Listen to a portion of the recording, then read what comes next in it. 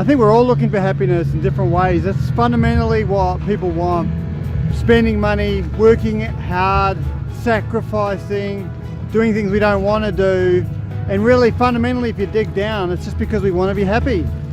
But how many people are happy? How many people do you know that are happy? Think about everyone you know and make a list. And I think happiness shouldn't be so difficult to find. It's not something we should strive for. It's something that we need to get things out of the way so that we can actually be happy.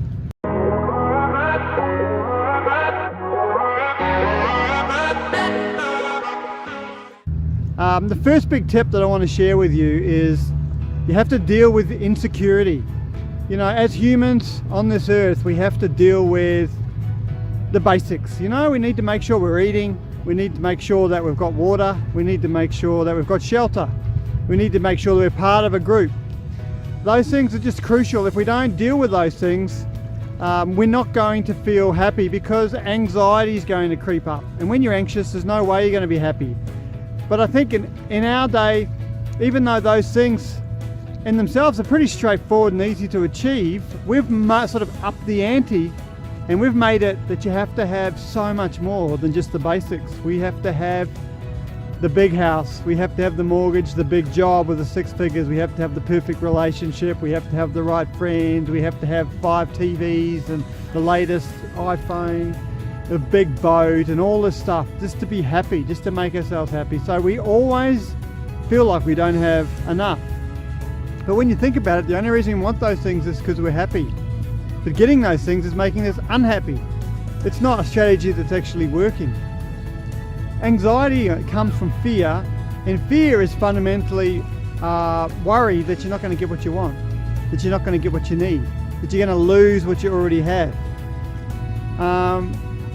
Suffering has taught me that the things that we lose, the fear of losing those things is much worse than the actual loss of them themselves. I've lost lots of different things, and all the big things you probably could lose.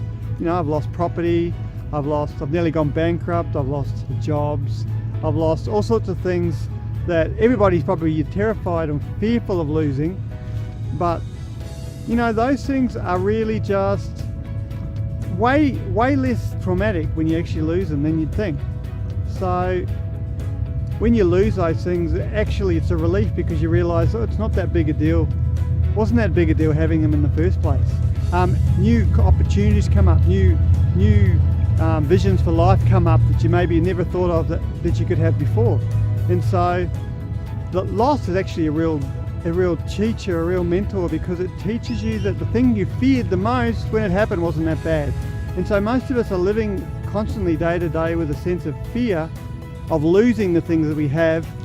And in reality, we can't enjoy them when we've got them because we're afraid of losing them, or we're striving to get them, so we can't enjoy them. And so happiness is constantly being put off into the future. When I have this, I'll be happy. When I have that, I'll be happy. And we constantly fear losing them when we get them. What I've learned is that in reality, possessions and relationships and those kinds of things, careers and achievements, are actually things that it's not so bad to lose them. It's not the worst thing in the world when you lose them. They're external, they're fragile things. They're not something that we can keep a hold of. Security needs to be internalized. What I mean by that is that when you realize that you have the ability and the resources to provide for your needs, when you lose that job, you'll find another job. It may not be the perfect job, but it'll put food on the table. It'll provide the basics. If you've got the basics, you don't need to be afraid of losing them anymore. You know, you've got the resources and the intelligence. You just got to put a bit of work in and you'll get those basics. The things that you need to be happy aren't actually that massive. Especially in our culture, it's not hard to put food on the table. It's not hard to make sure everyone's got shelter. And really, those are the things that you need to be happy. Would you rather be having the basics and be happy, or be a king who's unhappy, afraid he's going to lose everything? And that's like an age-old human proverb, isn't it? So the first thing is to make sure that you understand that you're secure, and that your security comes from internal. You know you can provide for the things you need, and that the fear of losing everything is much worse than the actually losing it. And I know most people have suffered, gone through loss, have realised that, and it's been a breakthrough and a liberation for them. Second big tip that I'd like to share about how to be happy would be, make sure you understand that you need to have growth and you need to have a sense of progress. Progress is fundamental for human happiness. We need to know that we're growing. And the reason a lot of us don't understand that is because we haven't set goals. That can be the problem number one. Do you have goals? If you don't have a goal, how do you know you're growing? And if you don't know you're growing, you're going to feel hopeless, and it's going to lead to depression. And of course, you can't be hopeless and happy at the same time. So make sure you set yourself goals. Now, there's two mistakes you can make. You can make the goals too easy or too hard. A realistic short-term goal is much better goal to go for than long-term unrealistic goals, obviously. But we all set those. For example, an unrealistic goal would be, I want to get a PhD. Now that's something I can do, but that's too big and it's too distant until I get the reward. I need quick rewards now. So a better goal would be, I'm going to apply for universities. And then once I've done that, it's not necessarily an easy thing to do, but it's a small, short step. Once I've done it, then celebrate. Once you've achieved the goal, celebrate. Go, well done, you've made it. Have a little party, tell people about it. Give yourself a little bit of a reward, you know? Like, I'm a list guy. I love crossing off stuff on the list. I think that's just a hugely beneficial way to just go, hey, you did it. And it gives me a sense of growth. I've got something to compare myself with, and I'm growing. And growth is so important to being happy.